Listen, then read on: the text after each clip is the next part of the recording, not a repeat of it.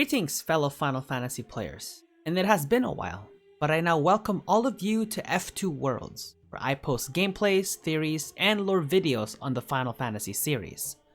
I hope you all had a good Christmas, New Year's, and holidays as I have, and I am now ready to return and continue to create more Final Fantasy videos for all of you.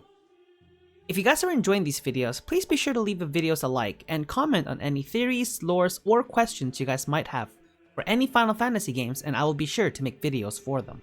This gives me more ideas for videos and provides you with more content. Now for today's video, we will be looking at a central character in the world of Spira. Of course, I am talking about Yu Yevon.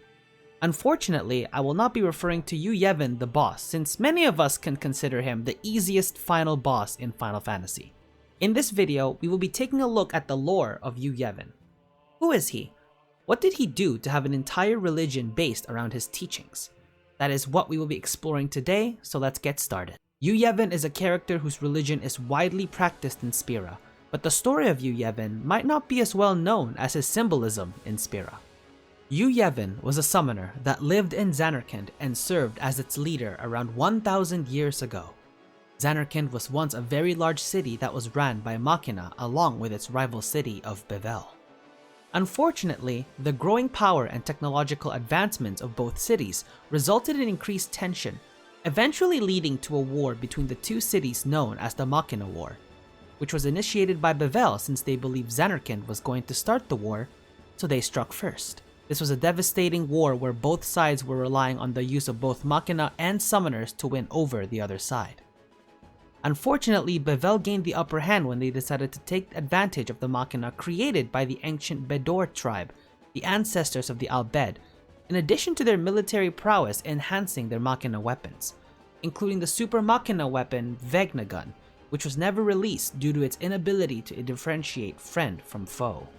Seeing that there was no way Zanarkand summoners could take on and defeat the superior Machina powers of Bevel, Yu Yevon decided to turn the citizens of Zanarkand into faith, with the exception of his daughter Yunalesca and her husband Zayon, and conjure a dream version of Zanarkand so that the city will continue to exist. In addition, he also used the pyre flash of Zanarkand's dead inhabitants and turned it into an armor that became widely known as Sin. However, before the creation of Sin, Yu Yevon informs Yunalesca of the plan and gives her a means of calming Sin. This involves the use of the final summoning created by Yunalesca when a summoner completes their pilgrimage, in which a guardian is transformed into an Aeon used for the final summoning and defeats Sin temporarily. However, this would cost both the summoner and the guardian's lives, as Yu Yevon possesses the final Aeon and uses it to recreate Sin, which takes about 10 years to do so, this time period being known as the Calm. Sin was created with a set of simple instructions set by Yu Yevon to destroy any Machina or any large settlements to stall technological evolution, and to retaliate to all hostility with extreme prejudice. The first act committed by Sin was to destroy the real Zanarkand, which caused the armies of Bevel to retreat once they saw the destruction. This was the first documented news of the monster created by Yu Yevon. As time went on, Yu Yevon was losing control of his creation. But at the same time, the people of Spira formed their religion based around his name, unknowingly serving the entity responsible for the cycle of destruction of Spira. This is likely because Yunalesca revealed to the people of Spira about Yu Yevon's plan on how to temporarily defeat Sin and deliver the Calm, but assures them that Sin cannot be truly destroyed, which is why only non-believers of Yevon, mainly the Al Bhed and later Yuna and her guardians, are the only ones who are able to think of a plan to defeat Sin permanently. Not much is known about the nature of Yu Yevon unless one interacts with the faith being used to summon Dream Zanarkand. In the game, the party learns about Yu Yevon from the faith of Bahamut, who states that Yu Yevon is neither good or evil and serves only one purpose: to maintain Dream Zanarkand while being protected by his armor, Sin. This is why he is drawn to the final Aeon when his former one is destroyed, which continues Spira's cycle of death. During the event of the game, the party does not discover the existence of Yu Yevon until Kimahri suggests to see Maester Micah to ask who he is after defeating Yunalesca, who has mentioned his existence, albeit very briefly. Micah reveals that Yu Yevon is the one that recreates the final Aeon into a new sin, and restarts his cycle of death. After talking to Micah, the Faith of Bahamut reveals to Tidus and Yuna the story of Yu Yevon, and explains the process of Yu Yevon's possessing of the final Aeon and the recreation of sin. The three of them come up with a plan to allow Yu Yevon to possess all of Yuna's Aeons and defeat them one by one to render him vulnerable to the party. Yuna and her guardians proceed with their plan by weakening Sin to the point where they can enter it and pursue Yu Yevon.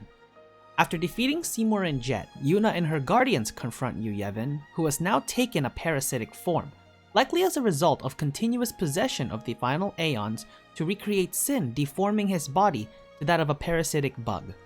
And after possessing and defeating all of Yuna's Aeons, Yu Yevon becomes vulnerable and is defeated by Yuna and her guardians, ending the cycle of death and giving the eternal calm to all of Spira. While as a boss, Yu Yevon is one of the easier final bosses of the series, I think the character of Yu Yevon is quite intriguing, and getting to know the backstory of central characters in this game is fun. Getting to know why an entire religion is based around a being that almost no living person in Spira knows anything about is a fun question to dig deeper and do research on, and why I enjoy making these kinds of videos. And that will do for today's Final Fantasy video. Let me know what you guys think in the comment section below. If I missed any details regarding Yu Yevon or any other video I make in the future, be sure to leave them down below. I love reading your responses, and sometimes they inspire me to make videos based on a theory or lore that I would otherwise never think of.